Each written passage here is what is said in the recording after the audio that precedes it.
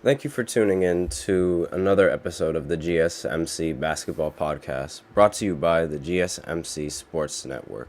I am your host, Nelson, and today we are doing three segments, finally. We are doing a segment on the recent trade to from Pascal Siakam from the Toronto Raptors to the Indiana Pacers. We're going to be going into our second segment, talking about the police dropping the investigations with Josh Giddy, and finally we'll go into our final segment where we talk about if the Lakers should have something to worry about given how they won the last two games, and also the brand new Clippers arena that's being built.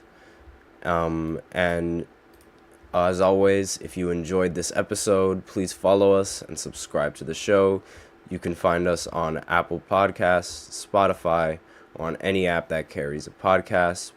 As as always, as for every show, please remember to tip and to donate to get your comments recognized. Make sure you go to the following link, that is streamelements.com/GSMC Sports Network /tip. Had to lower my fan.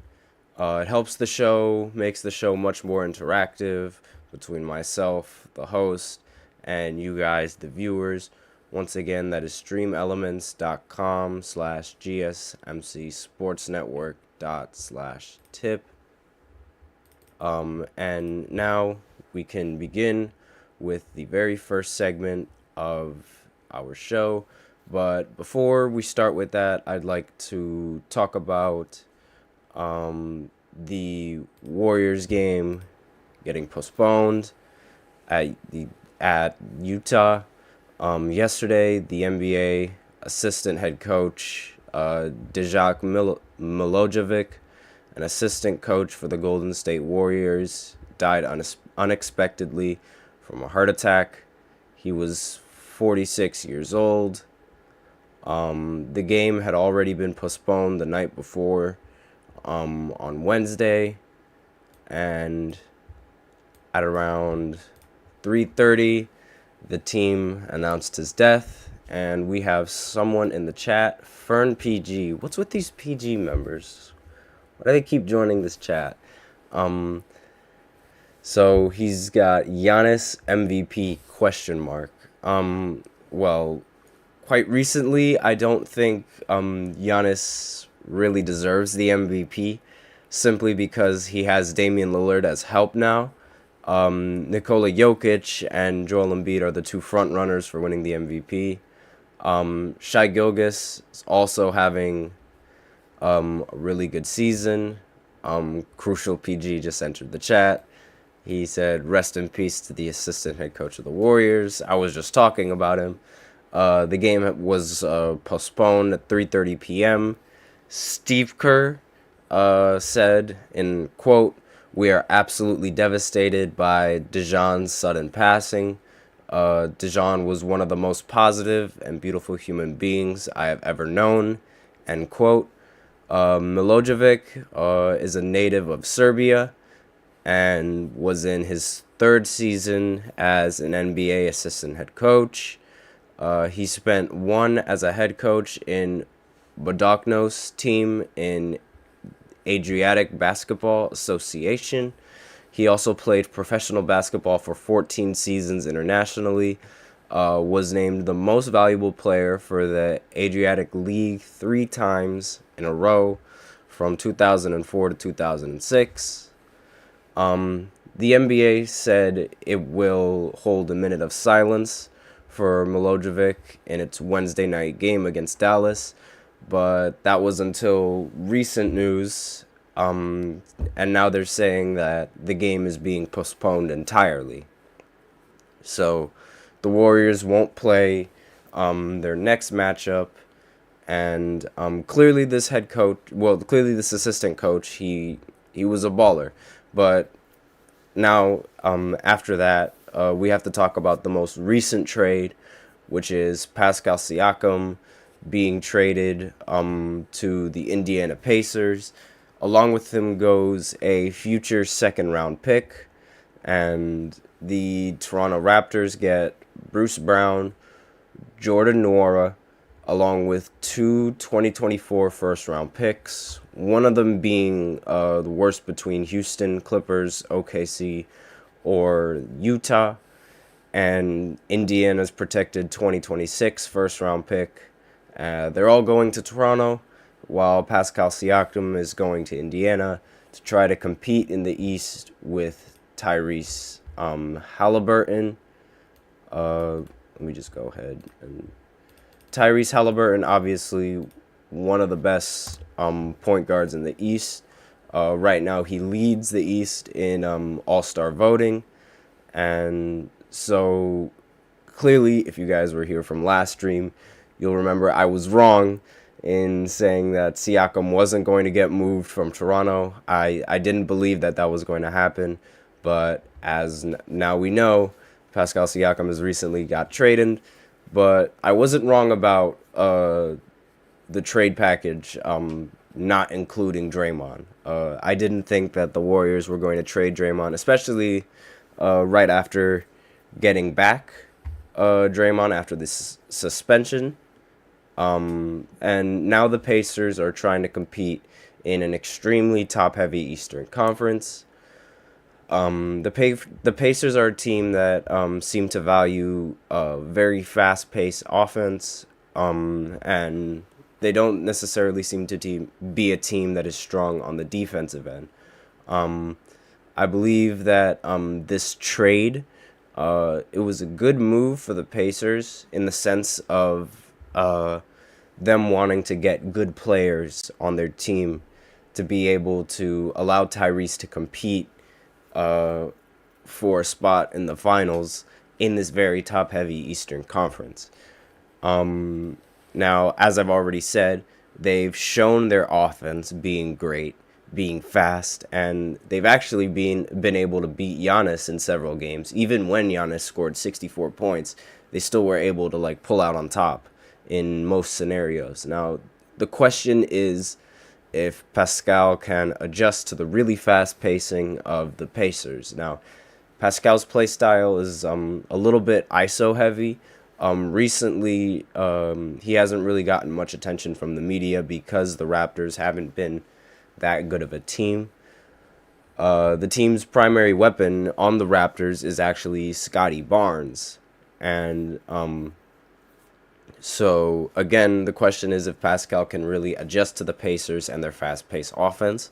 The team's primary weapon is obviously their quickness and being able to get a shot off before the defense can react. Tyrese is great at finding these people that are open, and he tends to make these passes whenever he can. Because of this, the offense usually leads to high scoring. The highest scoring game that the Pacers put up was 157 points. However, they also allowed 152 points by the Atlanta Hawks. Now, they're also a team that lost to the Lakers in the blowout in the play-in game, or not a play-in game, in the in-season tournament. That's my bad. The game saw a lot more pressure. However, I will say that the Lakers recently haven't been the better team in terms of winning. And we will get more into that as we go into I believe it's the third segment, compared to the Pacers, who have been looking like a very good team and a team that could make it to the second round of the playoffs if they're smart enough. And the Pacers, like, as of right now and where they're standing, they do hold a playoff spot, like, assuming that the standings don't change. We are out of time for the first segment, so I will return with you guys to talk about the second segment, which will be focusing on the charges of Josh Giddy and the allegations being dropped. So I will see you after a short break.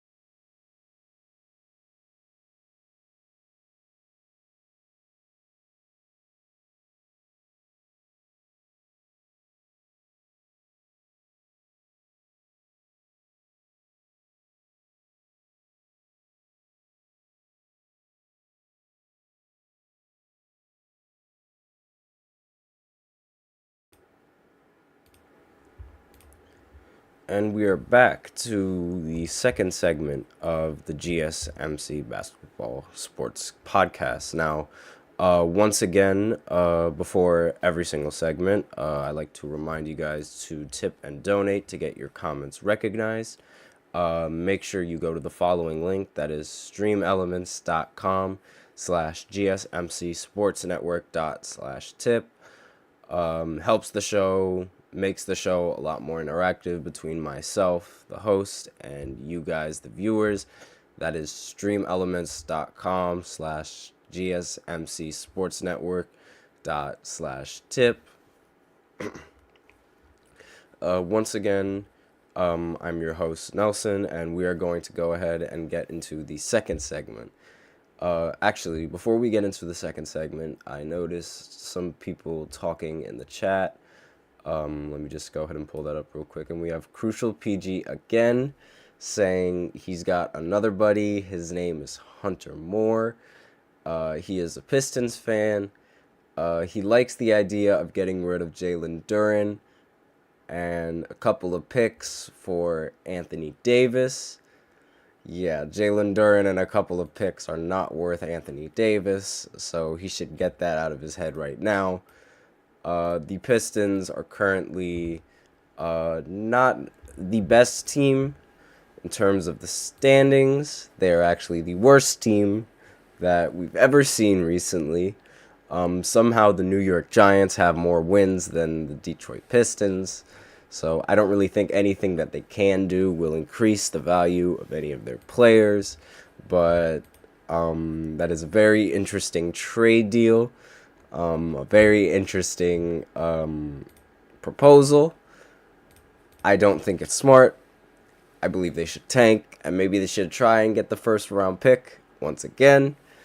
If they get the fifth pick, then, well, it's horrible luck for them, but hopefully they can get a higher pick than the fifth pick. Maybe they can get one. Maybe they'll be lucky and they'll get three, but who knows. Now, we move on to the second segment where we talk about Josh Giddy and his allegations for having an alleged relationship with a minor. Turns out he will be left untouched as he does not face any charges over the alleged relationship. So he faces no suspension from the NBA and he faces no punishment from law enforcement. A lot of people on the media aren't happy about this simply because of the pictures that have circulated. It seems like he will continue to be on the roster and continue to help the Thunder compete for a championship. The Thunder are one of my favorite teams to watch this season. Despite Josh Giddy being under investigation for the last few months, the Thunder have always allowed him to have serious minutes and continue to allow him to play in a lot of these games. The Thunder play against the Utah Jazz tonight. However, they're coming off of 2 losses, both of them against the Los Angeles Lakers and the Los Angeles Clippers. So they lost to both of the LA teams. However, while they have lost to both of the LA teams, they have also won to a couple of competitive teams that are not only in their conference but also competing in the Eastern Conference as well. They've beaten top seeds in having wins against the Nuggets.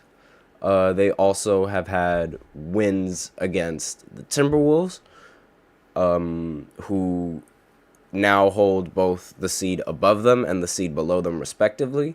And they also hold a win against the Boston Celtics, who are the 1 seed in the Eastern Conference and don't look like they are going to be able to lose that spot as the 1 seed. I am not sure how the seedings will go. Depends on how well Milwaukee can handle their schedule and how well they could find their rhythm with Damian Lillard. But as of right now, it looks like the Boston Celtics are going to hold the 1 seed. This has a lot to do, Oklahoma City's success has a lot to do with the 2 young stars that they've gotten from the NBA draft in Shai Gilgeous-Alexander and Chet Holmgren. Paul George has even said it himself that that trade recently was one of the best trades in the NBA because of how lucky that they got from drafting and all the picks that they were able to get and turn into very, very valuable stars that are now allowing them to compete and be put in these situations. Chet is one of the most efficient shot blocking centers in the league right now. Not only do they have a great center that is good at shooting the ball and good at defending at the rim, but they also have a great guard in Shai Gilgeous-Alexander, who also can play defense and get a lot of steals, which in turn would grant a lot of offensive possessions and allow the team more scoring opportunities.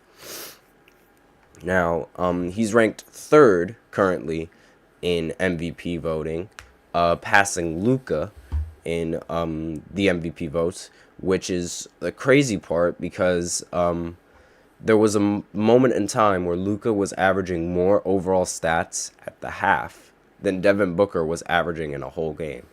And now Shai Gilgeous is passing him in MVP polls. Shai is already great on offense, but what separates him this year and the previous years, and what arguably sets him apart from Luka, is his defense. Now, Luka is great on offense, but on defense, he is arguably one of the worst at his position. Now, Shai is pretty competent on the ball, but his main power in his defense comes with his ability to steal the ball. So the 1 and the 5 both have players that can get stops, get more possessions on offense, along with Lou Dort, who's also a pretty competent defender.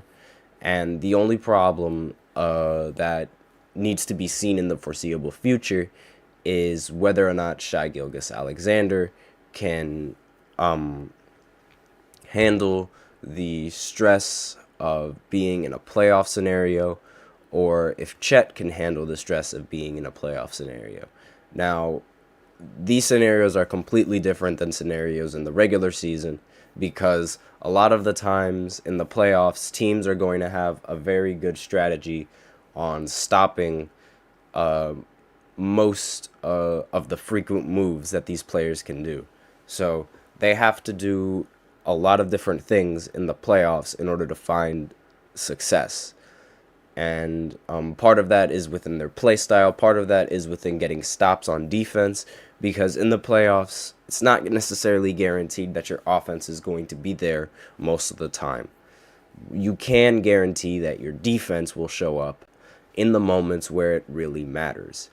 And we haven't seen Shai Gilgeous in the playoffs yet, in a decent series, in order to make that assumption about him. He's good in the regular season, but that's another thing that separates him between Luka. Luka is able to do this in the playoffs, and we've seen him do this in the playoffs. Now, can Shai Gilgeous do the same? So we are running out of time for this second segment. So now we will go on to the third segment, where we talk about the Los Angeles Lakers and if they need to make a serious trade before the deadline. And we might even talk about how the Clippers are building a new stadium and how it could make the Lakers and Clippers rivalry much more interesting. So I will be right back after this short break.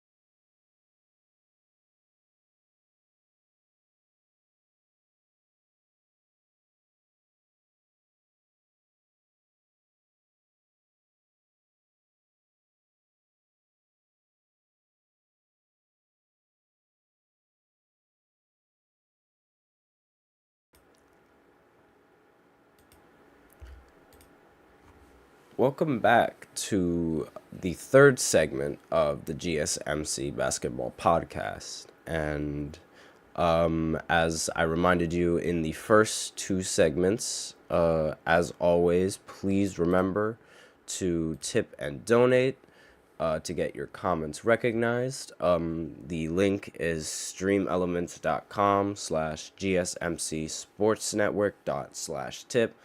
Makes the show a lot more interactive between myself, the host, and you guys, the viewers.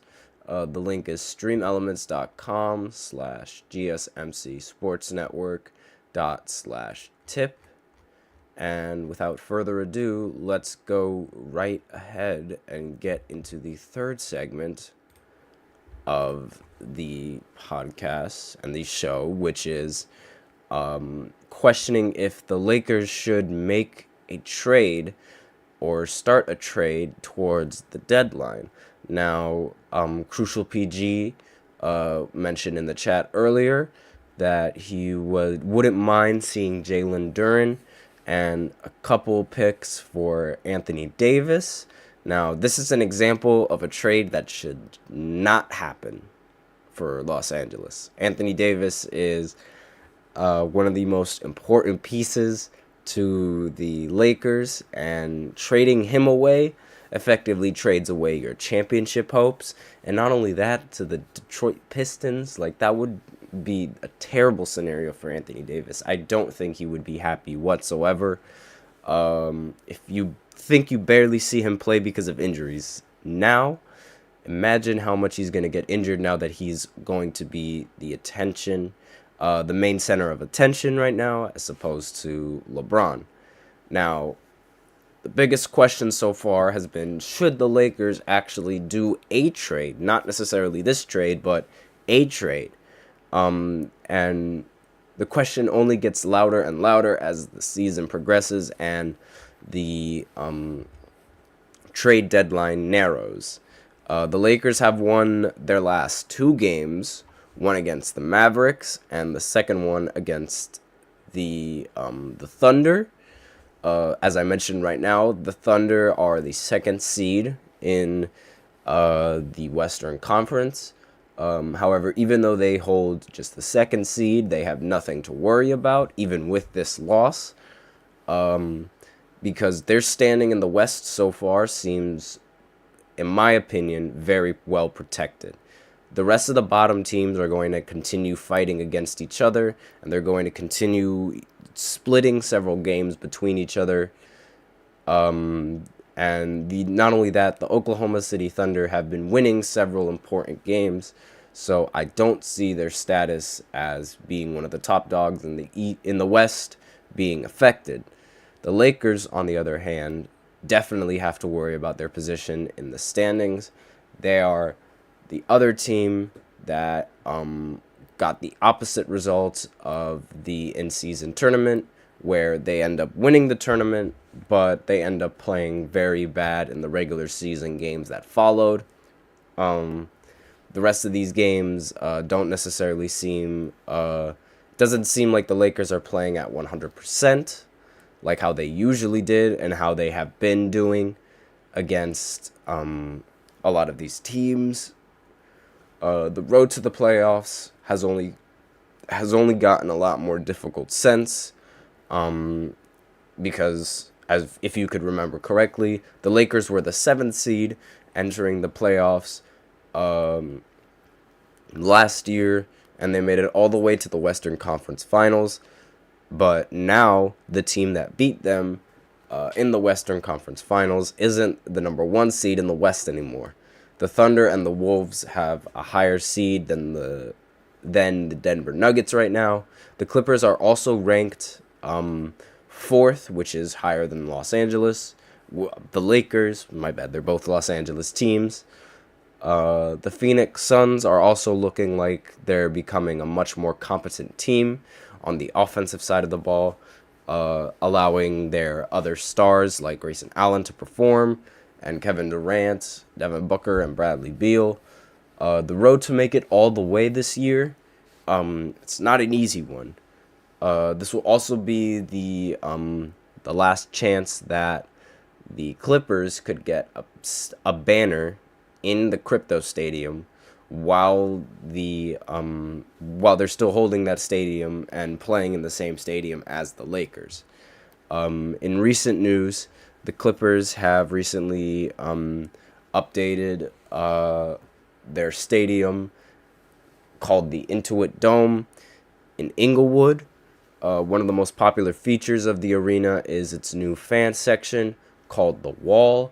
The Wall has some of the rules that need to be followed.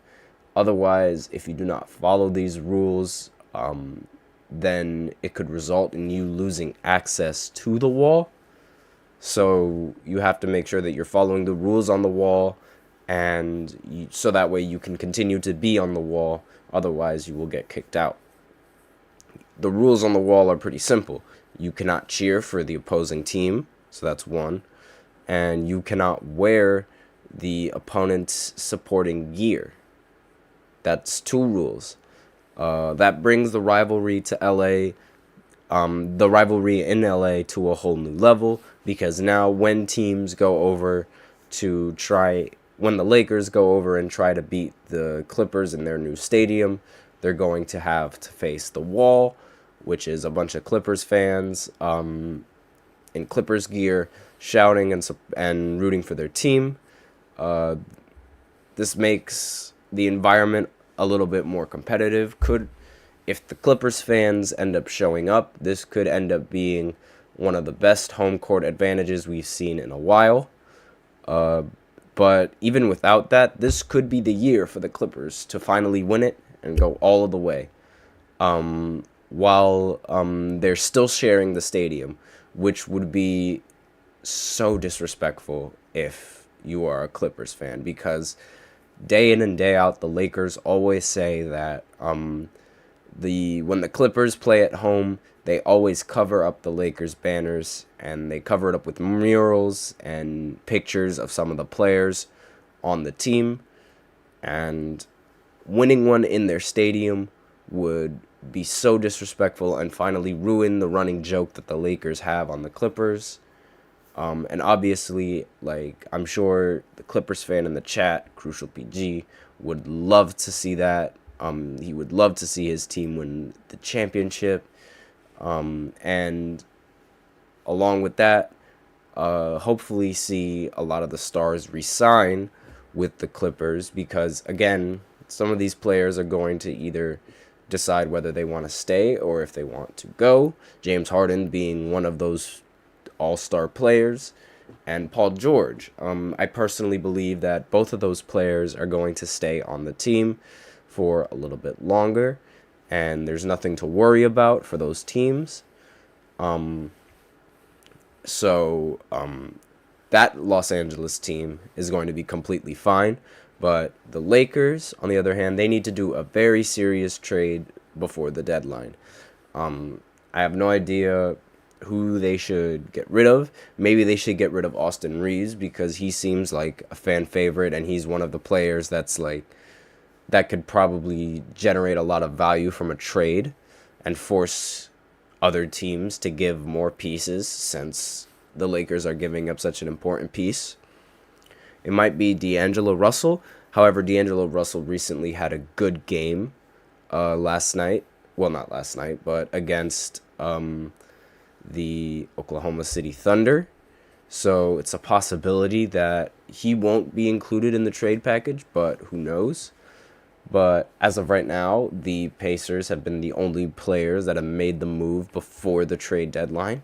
So we shall see how that team favors in the playoffs. We are running out of time for the podcast. This is the final segment. Tune in tomorrow at the same time, where we shall be talking about, picking up on the big news that circulates around the NBA. I am your host, Nelson, and as always, take care.